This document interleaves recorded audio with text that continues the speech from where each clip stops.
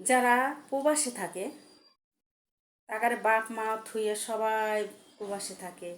দেখেন 5 বছর, 6 বছর, 7 বছর, 8 বছরও থাকে, কেউ 15 বছরও থাকে। যেমন প্রবাসে গেলে বাপ মাও পারে না, করতে পারে না, কথা কইতে পারে না। কথায় মোবাইলে হয়, কিন্তু বাস্তবে কথা কয় এক বাপ মায়ের সাথে এক শান্তি, আর মোবাইলে কথা আর এক শান্তি। চোখে দেখা, চোখে সব কিছু, মা কী খাইতেছে, কী করতেছে, কীভাবে শুতেছে, এটা সন্তানরা কিন্তু খোঁজ নেয়। যেমন দেখেন, যাদের বাপ মা মারা গেছে তাকে কিন্তু একই রকমের, হেরা তাও বাংলাদেশে আসুক, তারা বাপ মাও দেখতে পারবো, সব কিছু করতে পারবো। কিন্তু যারা বাপ মা মারা গেছে তাগারে কি কষ্ট বলেন। প্রবাসী গেছে কিন্তু তাগারে বেশি কষ্ট। যেমন আমাকে দিয়ে বলি, আজকে আমার বাপ মাও নাই, কেউ নাই।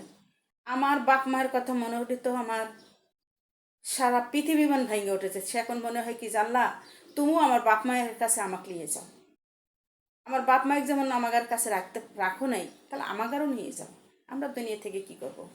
দুনিয়া থেকে আর পাপ হইতেছে, পাপের সৃষ্টি করতেছি। তে পৃথিবীতে সবার বাপ মা থাকেও না, আর থাকেও না। সেই জন্যে প্রবাসী ভাইয়েরা বাপ মার কথা কখনো মনে করিয়া কান্দা করবেন না, কষ্ট নিবেন না। গেছেন কর্ম করতে, বাপ মায়ের আশা মুখ করতে, মানে আশা পুরাতেই গেছেন। বাপ মায়ের মুখ আশা পূর্ণ করেন। আর ঘরের বধূগার লেগিয়া বাপ মায়ের কখনো কষ্ট দিয়েন না। বাপ মাও কিন্তু পৃথিবী বড়। বাপ মা আগে, বাপ মায়ের পরে কিন্তু বউ, বউ বড়, বাপ মাও বড়।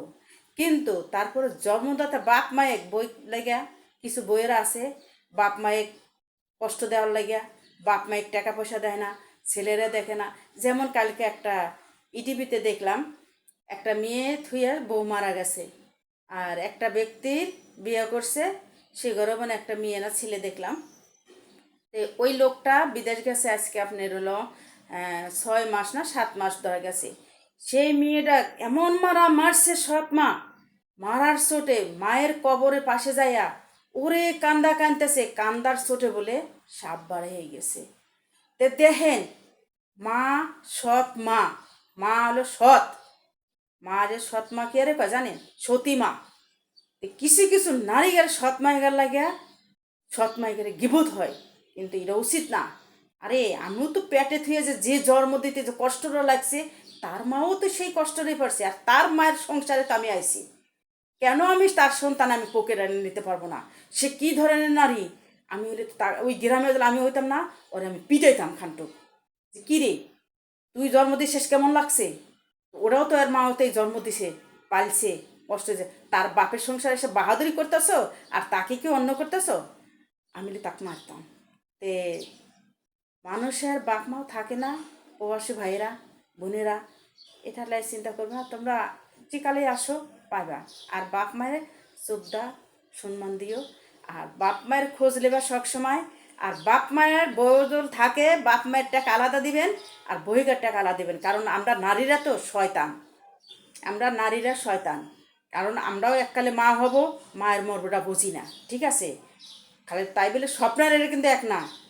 কিছু কিছু নারীদের লাগিয়া নারীদের গিবত হয়ে যায়। তে যদি ভুল হয়ে থাকে ক্ষমার দৃষ্টি দেখবেন। আল্লাহ হাফেজ।